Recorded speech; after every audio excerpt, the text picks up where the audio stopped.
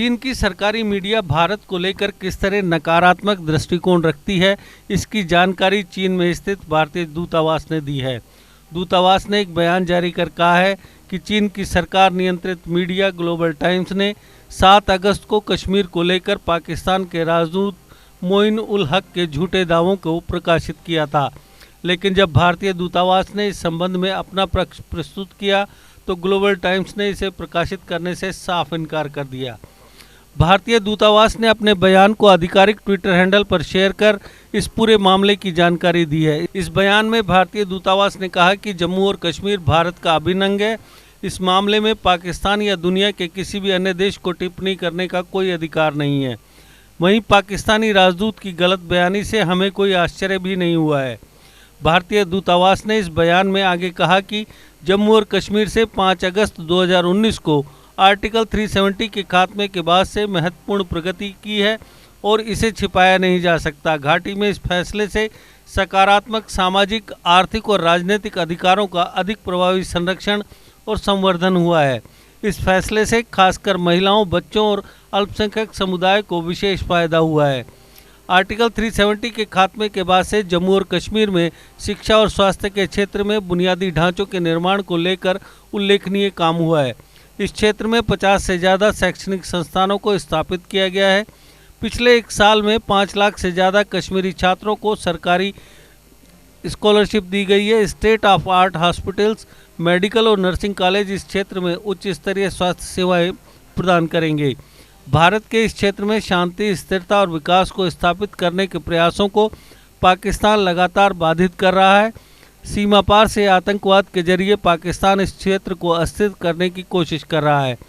पाकिस्तान ने नियंत्रण रेखा पर 2020 के शुरुआती 7 महीनों में 3000 से अधिक बार संघर्ष विराम का उल्लंघन कर आतंकवादियों की घुसपैठ के लिए रास्ता उपलब्ध कराया है। दूतावास ने ये टिप्पणी गत 7 अगस्त को चीन के सरकारी ग्लोबल टाइम्स में प्रकाशित urgent actions on Jammu Kashmir needed शीर्षक वाले एक लेख के जवाब में की है। दूतावास ने एक बयान में कहा कि राजदूत हक ने केंद्र शासित प्रदेश जम्मू कश्मीर के विषय में पाकिस्तान के झूठे एवं अर्धसत्य दोहराने का चयन किया, जो भारत का एक अभिन्न अंग है और जिसके मामले भारत के आंतरिक मामले हैं और वहां पाकिस्तान या किसी अन्य देश को हस्तक्षेप करने का कोई अधिकार नहीं है। बयान में कहा गया कि राजदूत हक की गलत बयानी से हैरानी नहीं हुई है।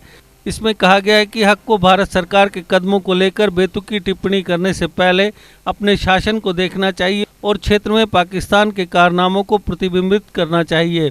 बयान में कहा गया है कि पाकिस्तान द्वारा भर्ती और प्रशिक्षित किए गए और हथियारों से लैस किए गए आतंकवादियों ने जम्मू कश्मीर में शांति और व्यवस्था को भंग किया है। अगस्त 2019 के बाद से आतंकवादी हिंसा की 450 से अधिक घटनाओं को अंजाम दिया गया है, जिसमें कई असैनिक हताहत हुए हैं और वह वास्तव में पाकिस्तान है जिसने जम्मू कश्मीर और लद्दाख के अवैध रूप से एवं जबरन कब्जाए क्षेत्रों में प्रशासनिक और जनसांख्यिकी परिवर्तन किए हैं। दूतावास ने कहा कि ग्लोबल टाइम्स ने भारतीय दूतावास की प्रतिक्रिया पब्लिश करने से इनकार कर दिया। दूतावास ने बृहस्पतिवार को ट्वीट किया, ग्लोबल टाइम्स ने इस साक्षात्कार पर भारतीय दूतावास की प्रतिक्रिया चलाने से इनकार कर दिया। दूतावास ने अपने ट्वीट के साथ अपनी वह विस्तृत प्रतिक्रिया भी अटैच की जिसे चीन के सरकारी ग्लोबल टाइम्स ने प्रकाशित करने से इनकार कर दिया था।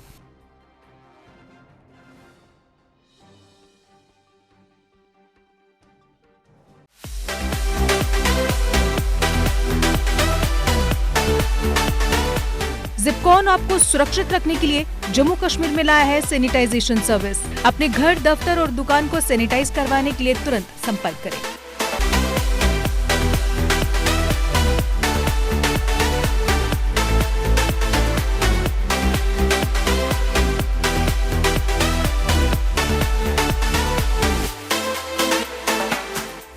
JK Update is fastest growing media house in J&K with 1.5 crore monthly views. JK Update is a best platform for advertise your brands and services. If you want to advertise your products and services, please contact us on this number. Mr. Sushil Sharma, 705-109-1804. JK Update. Update रहें हमारे साथ।